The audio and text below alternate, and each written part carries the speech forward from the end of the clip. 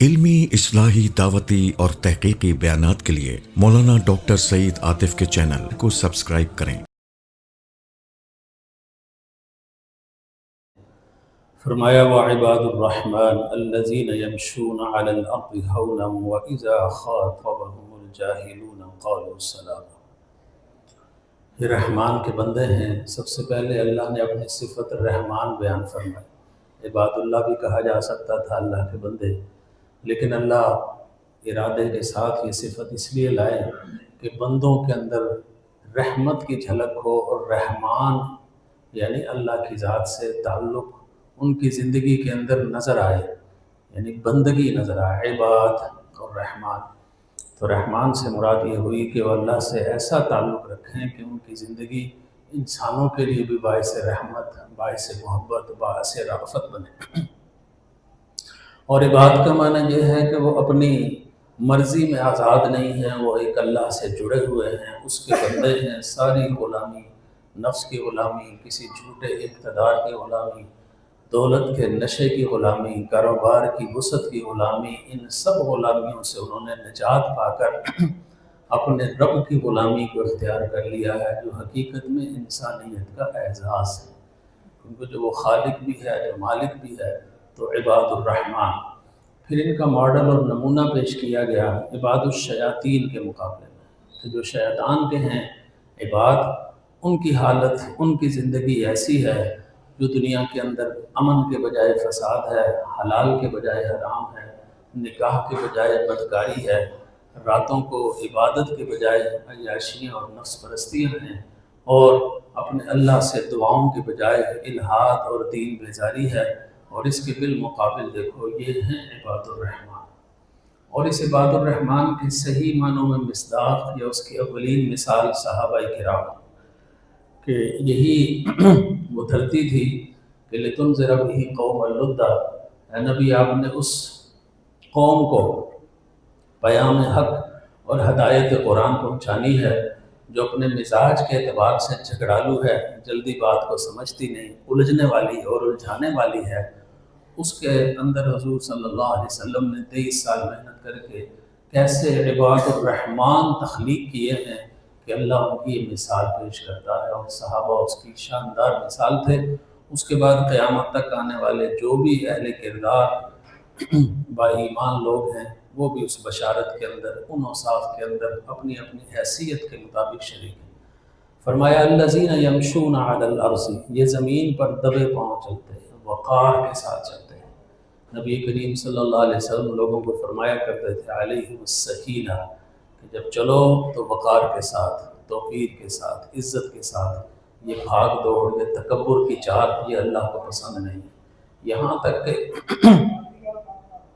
وقار کو یہاں تک ملحوظ رکھا کہ اگر آپ کی رکعت نکل رہی ہے اور آپ وضوگاہ سے یا باہر سے نکل کر بھاگ کر جاتے ہیں مسجد کے اندر، تو یہ بھی وقار اور سکینت کے خلاف ہے۔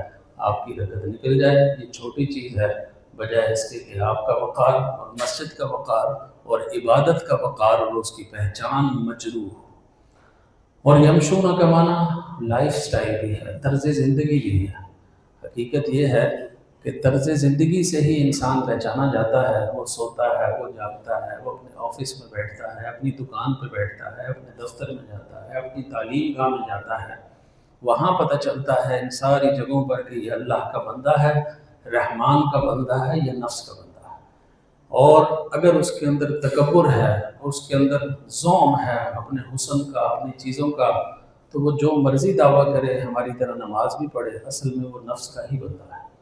اور یہ یمشون علی الارض بالمقابل آیا ہے شیطان کے۔ شیطان کے اندر کیا ہے؟ اس کے بالمقابل تکبر۔ تکبر کیا ہے؟ جھوٹا دعویٰ۔ اور ہم کیا ہیں؟ عاجز اور کمزور بندے۔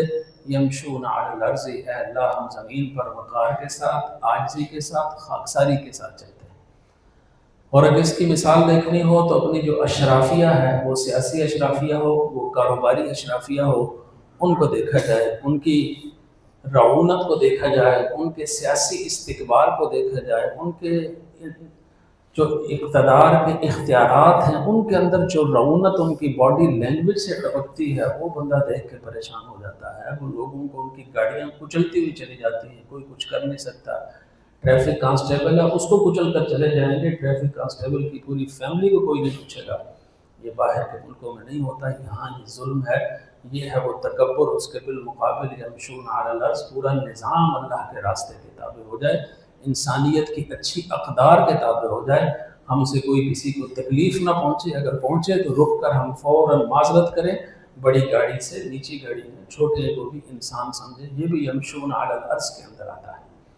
اسی طرح کوئی صاحب علم ہے، 4 لفظ اس نے پڑھ لیے ہیں، اور کم لوگوں والوں کم علم کو اور طلباء کو یا اوروں کو وہ حقیر سمجھنا شروع ہو جائے کہ مجھے جو علم دیا ہے وہ بھی یمشون علی الارض، اس وقار کے منافی چل رہا ہے۔ تو یہ جگہ جگہ وقار کی آزمائش ہوتی ہے، حتیٰ کہ گھر کے اندر بھی آزمائش ہوتی ہے کہ میں بیوی کے ساتھ کیسا میرا لائف سٹائل ہے، بچوں کے ساتھ میرا کیسا لائف سٹائل ہے۔ تو اس لیے یمشون علی الارض کے اندر آیا کہ یہ لائف سٹائل، اس کے اندر تواضع تب آئے گی جب دل کے اندر اللہ کی حکمرانی ہوگی۔ جب دل اللہ کی حکمرانی سے فارغ ہو جائے گا، چاہے ایک بڑا سا محراب بھی پڑ جائے چہرے کے اوپر، تو وہ تکبر والا ہوتا ہے۔ تب تکبر آتا ہے عبادت کا۔ جس طرح رمضان میں آج کل دیندار طبقے کا فیشن کیا ہے کہ بقیہ چیزوں کے ساتھ آپ عمرے پہ چلے جائیں اور پھر آ کے روک ڈالیں، نہ آپ کے معاملات میں تبدیلی آئے، نہ حلال و حرام میں تبدیلی آئے، نہ رویوں میں چینج آئے، نہ کوئی اخلاق میں تبدیلی آئے، اور آپ دین کے نام پر فیشن ہے اور اچھار ہے۔ اللہ تعالیٰ وہاں سے ہمیں صحیح معنوں میں ہدایت اور نور ایمان عطا فرمائے۔ یہاں فرمایا وَإِذَا خَاطَبَهُمُ الْجَاهِلُونَ، اس کے بعد فرمایا کہ یہ لوگوں کا تعلق تو اللہ کے ساتھ ہوا۔ اب جب وہ لوگ سوسائٹی میں رہتے ہیں تو سوسائٹی میں مختلف قسم کے افراد سے آپ کو سابقہ پڑتا ہے، مزاج کے اعتبار سے بہت لوگ ہوتے ہیں۔ تو وَإِذَا خَاطَبَهُمُ الْجَاهِلُونَ، جب یہ مخاطب ہوتے ہیں، جب ان کا ڈائلاگ ہوتا ہے، مکالمہ ہوتا ہے جاہل لوگوں سے۔ جاہل سے مراد ان پڑھ نہیں، جاہل سے مراد وہ جذباتی لوگ ہیں جو اپنی زبان پر، اپنے رویے پر قابو نہیں رکھ سکتے۔ ذرا سا ان کو ہاتھ لگائیں تو یہ حال ہوتا ہے کہ میں پر ہوں یوں شکوہ سے راگ سے جیسے باجا، ایک ذرا چھیڑیے پھر دیکھیے ہوتا کیا ہے۔ یہ جو غالب نے نقشہ کھینچا ہے، پھر وہ اس کی مثال بن جاتے ہیں۔ اس کے اندر وہ تواضع نہیں رہتی، وہ چھوٹا پن جو اللہ کو مطلوب ہے وہ نہیں رہتا۔ اس لیے فرمایا جب ان جاہل لوگوں سے آپ الجھیں تو آپ نے الجھنا نہیں ہے۔ اور جاہل سے جب کوئی انسان الجھتا ہے تو تھوڑی دیر کے لیے وہ اس کی سطح پر آ جاتا ہے، آپ نے اس کی سطح پر نہیں رہنا۔ آپ کا سفر اخلاق کا سفر ہے، بلند سفر ہے۔ کسی جگہ ہم نے حکایت پڑھی کہ ایک عقاب تھا، اس کے اوپر ایک کوا اس کی پیٹھ پر سوار ہو گیا اور اس کو ٹھونگے مارنا شروع کر دیا۔ دوسرا عقاب اس سے لڑتا رہا اور اس کی پرواز بھی متاثر ہوئی، کہیں الجھ کے گر گیا۔ جو دوسرا تیسرا عقاب تھا اس نے اس کوے کی پرواہ نہیں کی اور وہ فضا میں اپنی بلندی اور اپنی اڑان پر جا رہا ہے، اور جو کوا ہے اس کی فضا کی ایک مخصوص حد ہوتی ہے، اس سے اوپر وہ پہنچ نہیں سکتا، وہاں جا کے اس کا دم گھٹتا ہے اور عقاب آفاق کی وسعتوں تک پہنچتا ہے۔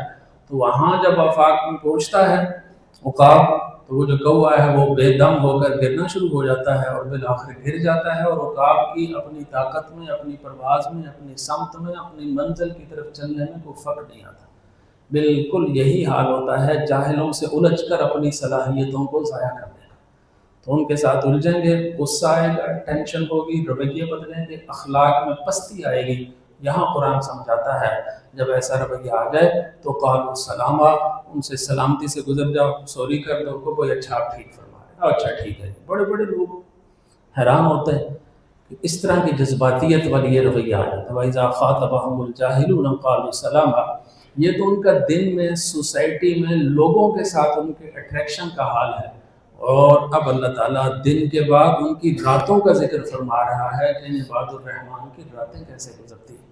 وَالَّذِينَ يَبِيتُونَ لِرَبِّهِمْ سُجَّدًا وَقِيَامًا، بات ہے یبیتو کہ یہ اپنی راتیں اللہ کے حضور اس طرح گزارتے ہیں کہ کبھی سجدہ کر رہے ہوتے ہیں، کبھی قیام کر رہے ہوتے ہیں۔ اللہ اکبر۔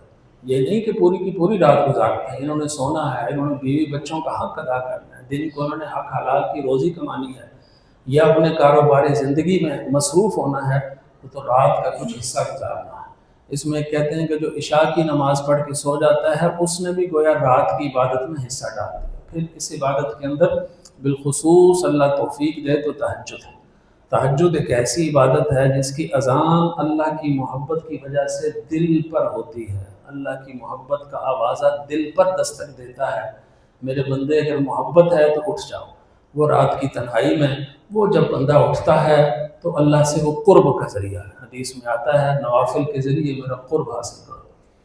آج کل ایک یہ بھی فیشن چل نکلا ہے کہ ہمارے لیے فرائض بہت ہیں، صحیح حدیث میں آتا ہے کہ جس کے فرائض میں کمی ہوگی قیامت والے دن اللہ اس کی سنتوں سے تکمیل فرما دے گا، جس کی سنتوں میں تو کمزوری ہوگی تو اللہ نوافل کے ذریعے اس کی تکمیل فرما دے گا۔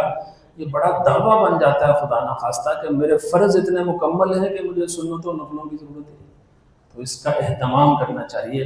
اور یبیتون سے یہاں بھی مراد یہی نوافل ہیں، نہ فرض ہے نہ سنت ہے کہ اللہ تعالیٰ کا بندہ کس طرح جاتا ہے۔ اور تہجد ایک ایسی چیز ہے جتنے اللہ کے نیک بندے ہیں وہ اس پر عامل رہے، اور انبیاء علیہ السلام پر تہجد فرض ہوتی ہے، وَمِنَ اللَّيْلِ فَتَهَجَّدْ بِهِ نَافِلَةً لَكَ، یہاں امر۔ اور جتنے اللہ کے نیک بندے ہیں وہ اسی راہ سے اللہ کے قرب کو حاصل کرتے ہیں۔ وہ علامہ نے فرمایا تھا عطار ہو، رومی ہو، رازی ہو، غزالی ہو، کچھ ہاتھ نہیں آتا بے آہ سحر گاہی۔ اور ان کے نیک بندے ہوتے ہیں جو اپنی شب بیداری سے ایک روحانی غذا حاصل کرتے ہیں۔ اور بزرگوں نے بتایا ہے کہ تہجد کئی بیماریوں کا علاج ہے، خصوصاً جب عمر بڑھ جائے اور جوانی کی کوتاہیاں یاد آنے لگے، ضمیر کی کسک چین نہ لینے دے، تو اس وقت جو خاص چیز ہے وہ تہجد ہے۔ اس تہجد سے انسان کے ضمیر کی کسک کو اللہ کم فرما دیتے ہیں، تلافی مافات کی توفیق عطا فرما دیتے ہیں۔ وہ جو جوانی میں کسی کا حق مارا تھا، یا کہیں نگاہ بہکی تھی، یا جوانی کی کسی کمزور لمحے میں کوئی جنسی حوالے سے لغزش ہو گئی تھی، وہ چیزیں سونے نہیں دیتی۔